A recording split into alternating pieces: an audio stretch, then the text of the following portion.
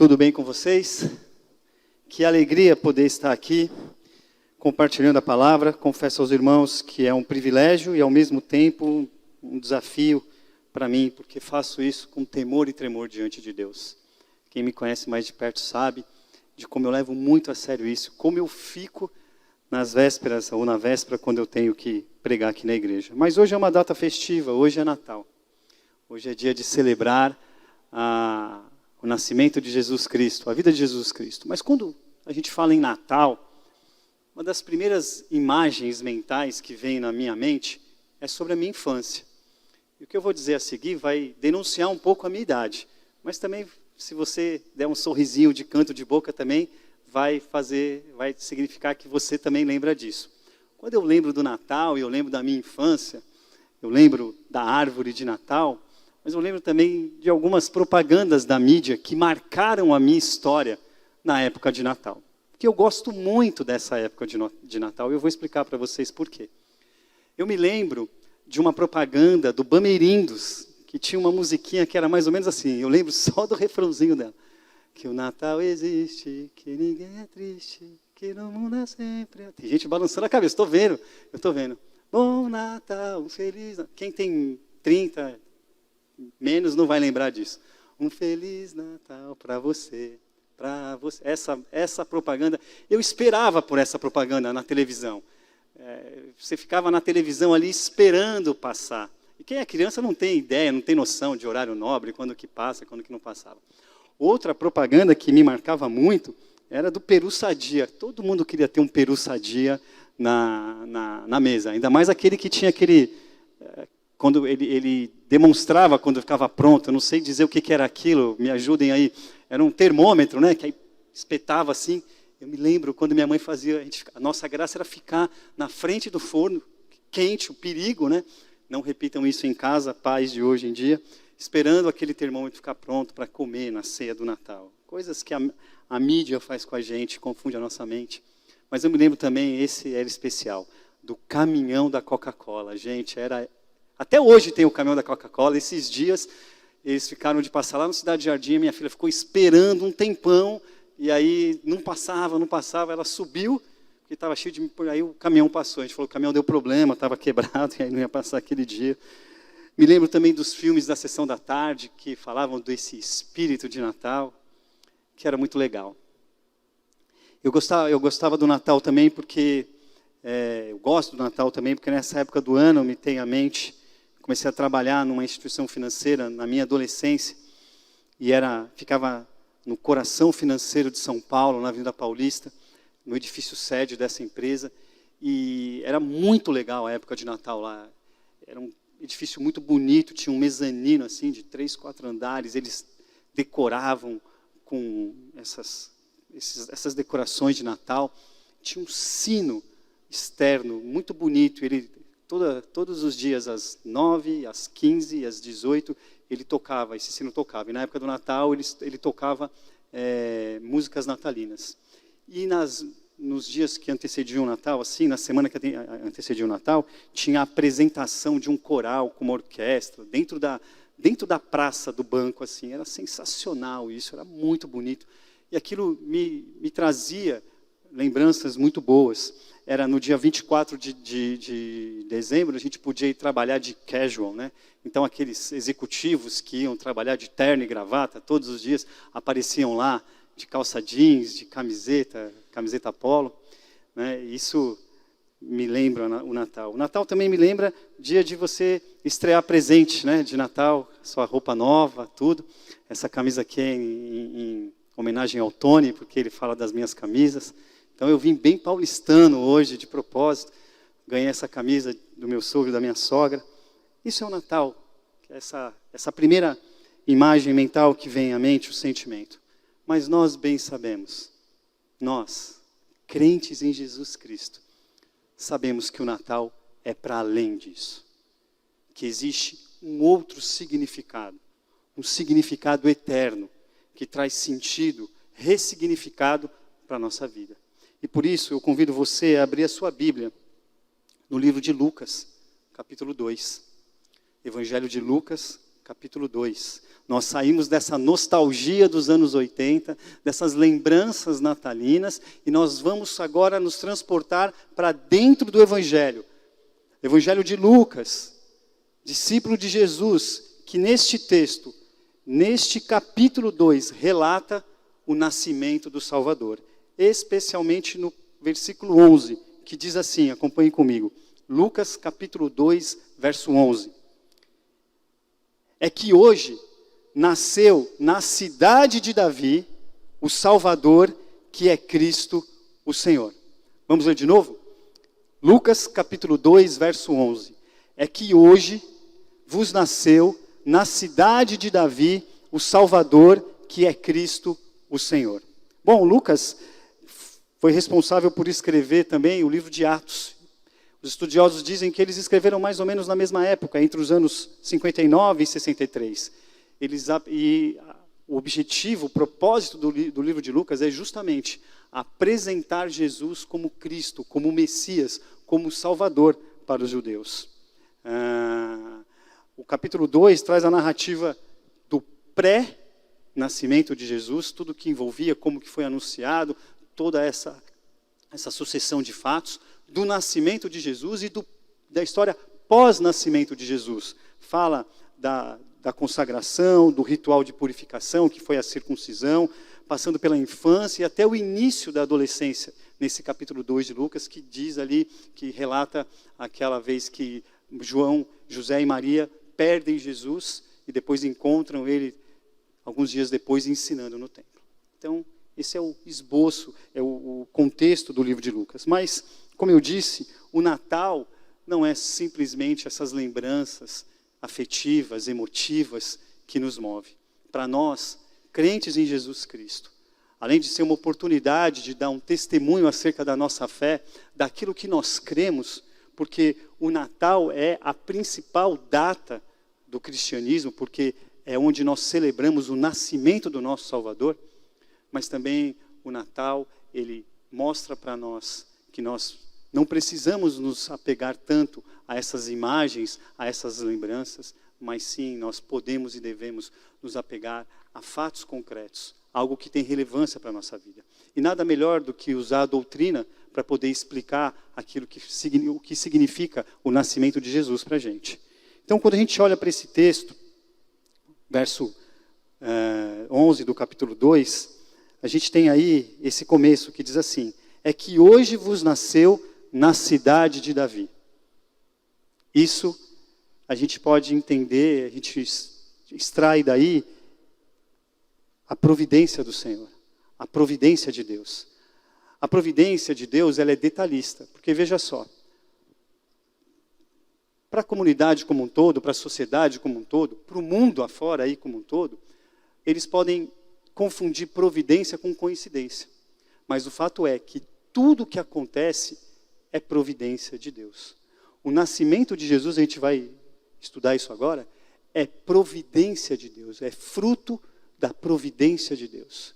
Existia um plano secreto, verdadeiro, legítimo, real, para que tudo se convergesse para aquele momento do nascimento de Jesus. Então, a gente pode tomar para a gente que muito do que acontece na nossa vida é providência de Deus. Não acontece por acaso. Você não está aqui por acaso. Você não está nesse momento aqui hoje, dia 25 de dezembro de 2022, por acaso. Você está aqui porque um dia Jesus nasceu. E a providência de Deus trouxe você, te guiou até esse momento, para você fazer parte da história dessa comunidade.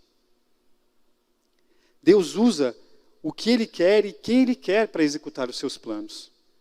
Então, quando a gente olha para esse texto, a gente percebe que Ele faz isso de forma misteriosa, de maneira justa, de maneira verdadeira, para cumprir os seus propósitos.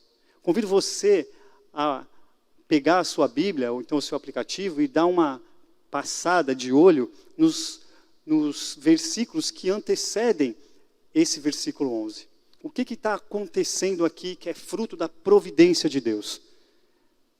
Para que as profecias acerca do Messias fossem cumpridas. Se você começar lá do início, você vai ver que existe a assinatura de um decreto imperial a assinatura de um imperador chamado César Augusto, onde ele convoca o povo para um recenseamento.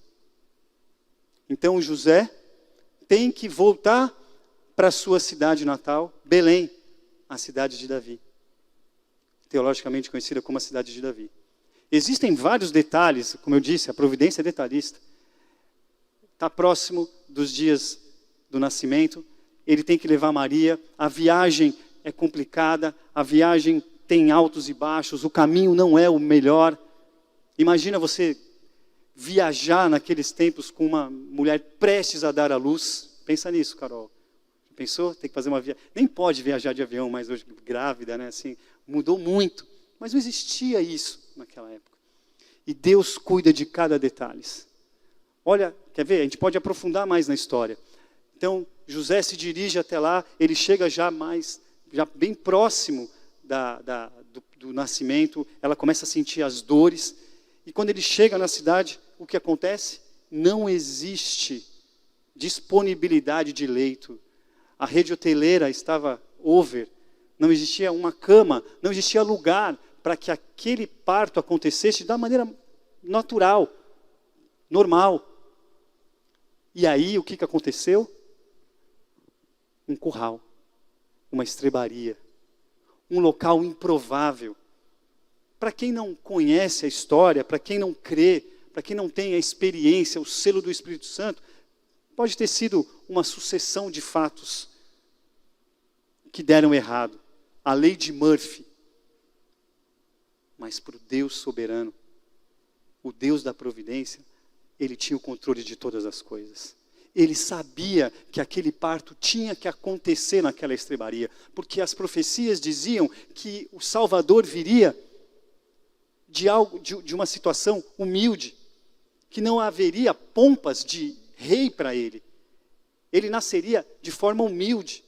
E foi tão humilde que ele nasceu num curral, em meio a bezerros, gado, vaca, burrinhos, animais. Isso foi fruto da providência de Deus, mas tudo começou com um decreto imperial, assinado por um imperador, para que convergesse naquela noite. Naquela noite, a providência de Deus se encarnou.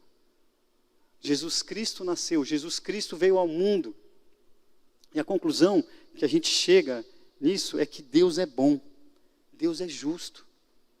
E eu me lembro que semana passada, olha que interessante a gente trazer mais para perto da gente, falando sobre a providência. Semana passada, se não me engano foi semana passada mesmo, a gente fez a primeira reunião do novo conselho da IPBarra, onde nós recebemos os 2 presbíteros, os 2 oficiais que foram eleitos pela igreja para terem um mandato de 5 anos, para serem representantes da igreja junto ao conselho, que foi a chegada, a eleição do Vanderlei e do presbítero Francisco, que está aqui entre a gente. E começou a reunião, aquela alegria, aquela sala voltou a ficar mais cheia, tinha pouca gente lá, aí mais 2 cabeças, aumenta mais a massa no espaço, põe massa nisso, né, Francisco? E aí está preenchendo mais o espaço, assim, tem mais gente para falar também, para debater. O pastor André, ele franqueou a palavra para a gente poder dar as boas-vindas, receber esses 2 novos presbíteros, e um dos presbíteros mais antigos falou assim: providência de Deus, trazer Francisco, você lá do interior do Ceará, trazer o Vanderlei lá do interior de Pernambuco, para que vocês fossem eleitos oficiais da igreja. Fruto da providência. Olha que interessante a providência de Deus. A gente refletiu sobre isso. Mas o fato é que a providência de Deus não é na vida do Francisco ou na vida do Vanderlei. A providência de Deus é na vida da igreja do Senhor Jesus Cristo. E a gente às vezes confunde isso. Esse lance Deus vai prover, pela fé Deus vai prover. Estou aqui com o carro na reserva, mas eu vou chegar lá na outra cidade, porque vai na providência de Deus. Não é isso, a providência de Deus não tem a ver com os nossos planos. Deus não é bom porque Ele realiza os nossos sonhos, os nossos desejos, os nossos planos. Deus é bom, é justo, provê porque Ele tem os seus próprios planos, Ele tem o seu próprio propósito, e é por isso que Ele aplica a sua providência. O nascimento de Jesus, o Natal dos cristãos, é olharmos para Cristo naquela manjedoura e reconhecermos que a providência de Deus aconteceu ali naquele lugar. Porque se Jesus Cristo não tivesse nascido, certamente eu e você não estaríamos aqui hoje. Certamente eu e você não estaríamos discutindo sobre providência. Não estaríamos falando do real significado do Natal. Então nós concluímos que no Natal nós celebramos o ápice da providência de Deus, o nascimento de Jesus Cristo. Irmãos, Jesus nasceu da forma como as profecias diziam. E ali, a providência de Deus encarnada foi presente para a humanidade. E por causa do nascimento de Jesus, a história se dividiu. Você percebe isso? Tem gente que não acredita em Jesus, mas acredita na divisão da história, porque a gente divide a história em antes e depois de Cristo. Mais um fruto da providência de Deus. Agora, eu reafirmo aqui, reforço aqui, a providência de Deus não tem a ver com os nossos planos. Tem a ver, sim, com os planos que Deus tem para nós. Porque a gente confunde. A gente confunde muito fácil. Jesus nasceu porque Deus tem um propósito muito maior para aqueles que o amam. Jesus nasceu para trazer a salvação, para trazer a vida eterna, para trazer a redenção, que a gente vai falar daqui a pouco, não porque isso era meu plano, mas porque isso era propósito de Deus, era plano de Deus para redimir a humanidade. E a gente só consegue entender isso só é revelado da forma correta para a gente, através de uma experiência real e verdadeira com Jesus Cristo de Nazaré. Mas a gente segue, e a gente extrai desse texto, na segunda parte do texto, aprendizado sobre a redenção. Então, a parte A do versículo diz assim, é que hoje vos nasceu na cidade de Davi. E aí a parte B diz assim, o Salvador que é Cristo. Jesus é chamado de Salvador apenas 2 vezes nos 4 evangelhos. Uma delas é aqui em Lucas. Teologicamente, na verdade, do hebraico, da cultura hebraica, Salvador tem a conotação de ungido do Senhor. Então, existia uma expectativa dos judeus pelo envio do Messias, que seria responsável pela remissão, pela redenção de Israel. Eles tinham uma expectativa, eles tinham algo formado na mente deles, que alguém, um rei, viria que iria redimir. Um exemplo disso é que o povo queria um rei. Tiveram Saul e tiveram Davi, mas nenhum deles foi o Messias.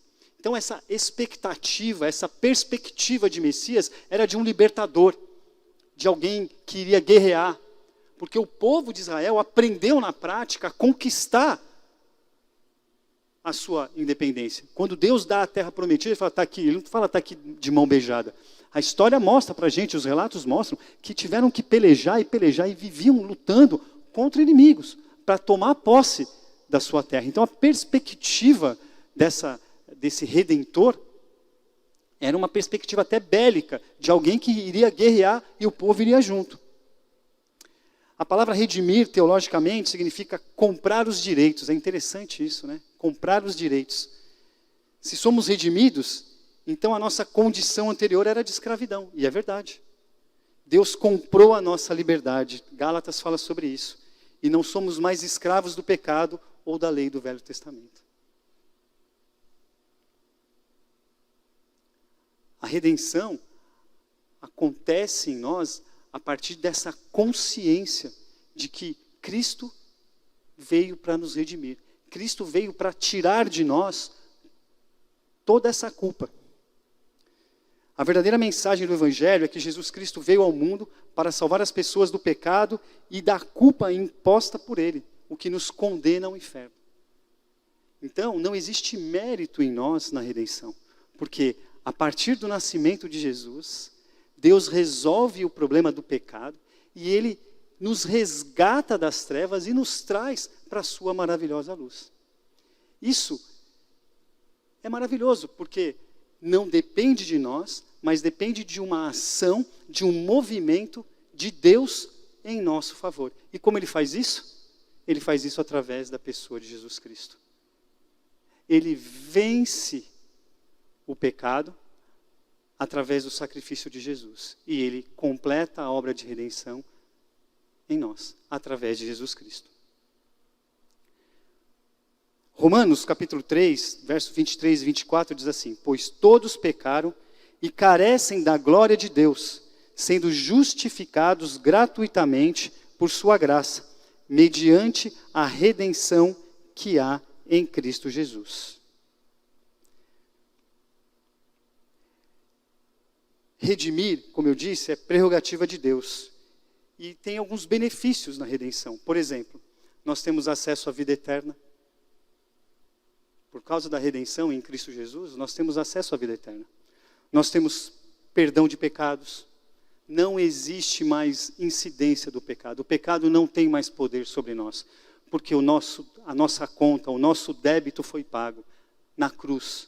Isso aconteceu através do sacrifício de Jesus. O sangue de Jesus nos purifica e nos limpa de todos os pecados. Não existe mais poder. O pecado não determina o seu final. Não existe mais isso. O sangue do Cordeiro, do inocente, nos purifica e nos liberta da ação do pecado. Nós não somos mais escravos. Lembra o que eu disse lá em cima? Redimir tem a conotação de comprar os direitos. Nós éramos escravos e hoje não somos mais, porque Jesus Cristo nos comprou com o preço do seu sangue, que foi derramado naquela cruz. Outros benefícios da redenção. Nós somos justificados, como dizem Romanos. Nós somos adotados por uma família espiritual, uma família de Deus. Nós somos adotados por Deus e agora nós somos irmãos em Cristo. Ontem eu estava trocando mensagem com o Vitor e ele me desejando Feliz Natal. Aliás, um parênteses aqui, quero agradecer por todas as mensagens de Natal que eu recebi. Não consegui responder todas, áudio, tudo, mas eu agradeço de coração. Vou tentar responder. E eu estava trocando mensagem com o Vitor, dando Feliz Natal, e eu... Ali, Feliz Natal, meu irmão. Ele falou, poxa, você me chamou de irmão. E eu falei para ele assim, mas nós não somos irmãos em Cristo? Nós somos irmãos em Cristo por causa do nascimento de Jesus, porque Ele nos adotou. Deus nos adotou e nós pertencemos à família de Deus agora. Jesus Cristo é o nosso irmão mais velho, porque Ele é filho de Deus. E agora nós podemos olhar uns para os outros e falarmos, tudo bem, meu irmão? Tudo bem, minha irmã? Por isso que é gostoso quando, a gente não tem muito essa prática aqui, mas lá nas minhas origens, tinha uma música de comunhão. E aí naquela música, quando o Ministério de Louvor ia tocar, o ministrante falava assim, agora você sai do seu lugar e cumprimenta o seu irmão, cumprimenta a sua irmã, e ficava aquele trânsito assim, algo que a pandemia tirou da gente também. Mas nós somos adotados pela família de Deus. Outros benefícios, nós temos paz com Deus. E isso é algo que o pecado lá em Gênesis 3 tira de nós. Lá em Gênesis 3 dizia que na viração do dia, Deus ia ter com Adão. E depois que Adão, junto com Eva, tomam o fruto da árvore do conhecimento do bem e do mal, isso é quebrado. Não existe mais paz. Você vê que existe maldição sobre o homem. A mulher vai sentir a dor do parto, a serpente vai morder o calcanhar, o homem vai ter que trabalhar e pelo suor do seu trabalho ele vai ter o seu sustento. Na redenção nós teremos paz com Deus. E nós nos tornamos a habitação do Espírito Santo. É Deus dentro de nós.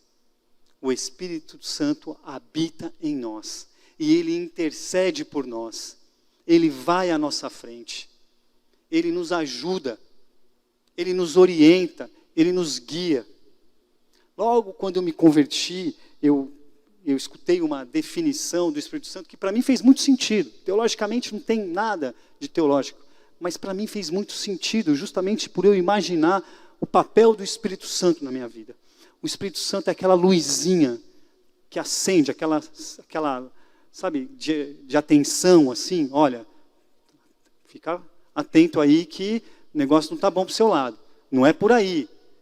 Tem certeza disso? E aí ele nos orienta, ele nos guia, é o próprio Deus em nós. Isso é fruto do amor, da graça, da providência divina na nossa vida. Então, quando a gente olha para esse texto e vê que o Salvador, que é Cristo, nasceu, nós entendemos que nós éramos escravos do pecado. E que se nós éramos escravos do pecado, nós estávamos condenados à separação eterna de Deus. Então, Jesus nasce, vive, anda nesse chão da vida, inicia o seu ministério, prega o reino de Deus, anuncia o reino de Deus, faz sinais e maravilhas, opera milagres, confirma todas as profecias a seu respeito, é traído, é crucificado e é morto. E aí, através do seu sangue, ele paga o preço para nos redimir. E o resultado disso foi a nossa liberdade da escravidão do pecado. Não existe mais condenação sobre nós. E também o resgate das consequências eternas do pecado. Não vai ter mais nada. Tudo que ficou para trás vai ser jogado no mar do esquecimento. E daqui em diante, nós temos uma nova vida, uma nova identidade em Cristo. E na eternidade, nós o veremos face a face. Nós estaremos juntos com o nosso Salvador. O verdadeiro sentido do Natal é alcançado quando Cristo torna-se o meu Salvador pessoal. Isso é muito interessante, porque para que Cristo se torne o seu Salvador pessoal, é necessário que a graça de Deus, que a gente vai falar daqui a pouco, alcance você. E essa graça te alcançando, ela proporciona em você uma experiência íntima, verdadeira com o Eterno. Isso acontece quando Jesus nos resgata das trevas e nos traz para a sua maravilhosa luz. Teologicamente, isso significa que nós nos convertemos. E quando nós nos convertemos, é criado em nós uma consciência de que nós somos pecadores. Nós somos pecadores. Então a nossa conversão é a consciência de que nós somos pecadores e que sim, nós carecemos, nós necessitamos dessa ação de Deus. Não existe mérito nosso. Existe essa experiência que provoca em nós essa consciência de que nós somos pecadores. E por fim, o texto do Natal nos fala sobre a graça de Jesus. E eu vou voltar a um versículo, o versículo 10, que diz assim: o anjo, porém, lhes disse: não temais, eis aqui vos trago boa nova de grande alegria, que o será para todo o povo. Lucas 2:10. Esse anúncio do nascimento de Jesus pelo anjo é o fato concreto da graça de Deus por nós.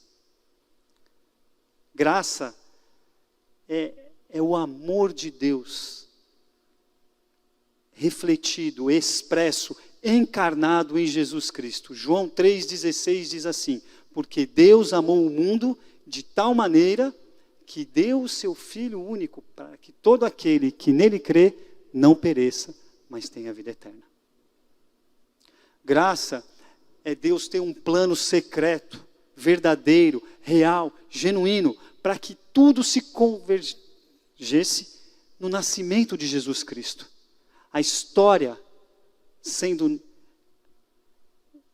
não vou dizer manipulada, mas Deus atuando na história da humanidade para que Jesus nascesse, Jesus viesse ao mundo nas condições que ele veio, para que um dia ele fosse morto, entregue à cruz, que o seu sangue simbolizasse a nossa salvação, porque o seu sangue pagaria os nossos pecados.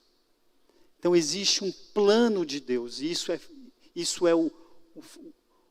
a expressão de amor de Deus por nós, a expressão da graça de Deus por nós, que ele foi capaz de enviar o seu único filho para que não existisse condenação sobre nós. Então a gente pode afirmar que graça é favor imerecido, sim, porque não temos mérito em nada nesse processo. Tudo vem de Deus, de graça e por amor. Graça é amor incondicional. E esse amor incondicional é o amor ágape, que vem de Deus, é prerrogativa de Deus. Não pode ser sentido ou exercido por homens. É amor sacrificial, amor de cruz. Amor que foi capaz de entregar o seu único filho para morrer por um bem maior. Graça é presente, presente de Natal. Muito melhor que uma camisa bonita como essa. Mas é o maior e melhor presente que podemos receber no Natal. Celebrar a vida de Jesus, o Messias, o nosso Salvador. Olhar para a data do Natal e se apegar a essas mensagens afetivas é muito bom. Faz a gente se sentir bem. Parece que no Natal a gente fica mais disposto a ajudar, a gente fica mais benevolente, a gente dá licença para os outros passarem. Não sei. O fato é que no Natal nós temos a oportunidade de anunciarmos a nossa fé publicamente, dizendo e afirmando que Jesus Cristo é o nosso Salvador. Que Jesus Cristo é fruto de um plano que tinha por trás a providência do Senhor. Porque Ele controla o cosmos, controla tudo, nada foge do seu controle. Que o nascimento de Jesus trouxe a redenção para a nossa vida. E que o nascimento de Jesus é a expressão da graça de Deus para conosco. Deus nos ama. Então, eu termino dizendo o seguinte: providência é graça, redenção é graça, Natal é graça sobre graça, porque neste dia a graça encarnada nasceu. Que Deus os abençoe. Amém? Vamos orar? Pai querido, em nome de Jesus, nós agradecemos a Ti pelo nascimento de Jesus. Graça sobre graça, Senhor. Porque nós bem sabemos que isso é fruto de um propósito maior que o Senhor tem para nós, que o Senhor tem para a humanidade. Obrigado, Deus, porque no Natal nós podemos sim termos lembranças, experiências, mas que lá no fundo, o que importa de verdade mesmo, é que o que vale mesmo é ter a consciência, a certeza de que Jesus Cristo é o nosso Senhor e Salvador. E quando a gente olha para esse acontecimento, quando a gente olha para esse fato, Senhor, por intermédio sobrenatural do Teu Espírito Santo, é possível que a gente reconheça a providência do Senhor em nossa vida. A obra da redenção na humanidade. E esse amor gracioso do Senhor por nós. Obrigado, Deus, porque no Natal nós podemos cear com os nossos familiares, nós podemos trocar presentes, falarmos palavras bonitas uns para os outros. Mas no Natal, nós podemos declarar que Jesus Cristo é o nosso Senhor e Salvador. Obrigado, Senhor, porque nós celebramos o Natal de Jesus. Podemos celebrar a vida do nosso Mestre, do nosso Senhor e Salvador, aquele que se entregou em amor por nós. Nós agradecemos pelo sangue de Jesus, que verteu naquela cruz. Cada gota daquele sangue, Deus, é suficiente e eficiente para nós. Cada gota daquele sangue ressignifica a nossa história, nos faz olhar para trás e admitirmos que éramos pecadores, condenados à morte, e que o Senhor, através da tua maravilhosa graça, nos resgatou, nos trouxe para a vida. E mais do que isso, Senhor, mais do que isso, além